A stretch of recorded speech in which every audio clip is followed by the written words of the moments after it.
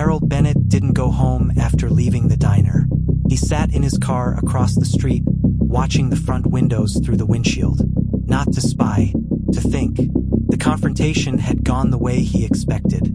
Apologies, shock, embarrassment, but something about Tina's behavior and Scott's reaction didn't sit right with him. Disrespect like that didn't grow overnight. It was learned. Harold decided to find out where it started. The next morning, Harold returned to the diner, not as a customer. This time, he walked in as the owner. No disguise, no cap, no hiding. The mood changed instantly.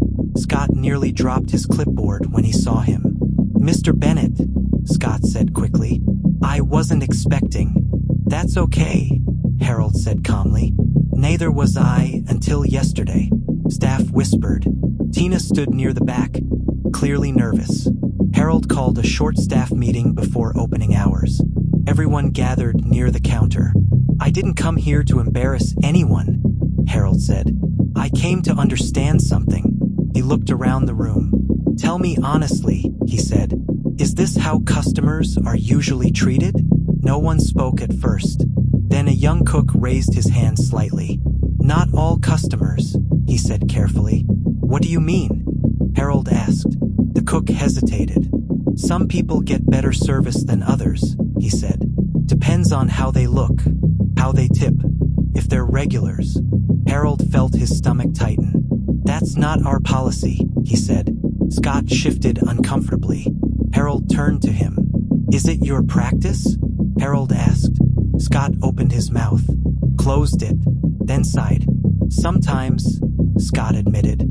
"We focus on the customers who spend more. It's just business." The room went quiet. "That's not business," Harold said firmly. "That's bias." Tina spoke up, her voice shaking. "I learned it here," she said. "I wasn't like that when I started." Harold looked at her. "What changed?" he asked. She swallowed. "I was told to stop wasting time on people who weren't worth it," she said. "That's what I was told." All eyes turned to Scott. Scott's face flushed. "I was trying to protect sales," Scott said. "Corporate pressure, reviews, numbers." Harold stepped closer. "I built this company on one simple rule," Harold said. "Every person who walks in is worth it." Scott looked down. "I lost sight of that," he admitted. Harold nodded slowly. "Losing sight of values is how cultures rot," Harold said. "Not overnight." Quietly, he turned to the staff. "This diner will not operate like that anymore," Harold said. "Effective today, service standards are being reset. Everyone gets the same respect. No exceptions." Tina wiped her eyes. "I'm sorry," she said. "I really am." Harold's tone softened. "I believe you," he said. "But belief isn't enough. Change is what matters." He then looked at Scott. "And leadership has to model that change," Harold said. Scott's shoulders dropped. "I understand," he said quietly. "I don't think you do," Harold replied.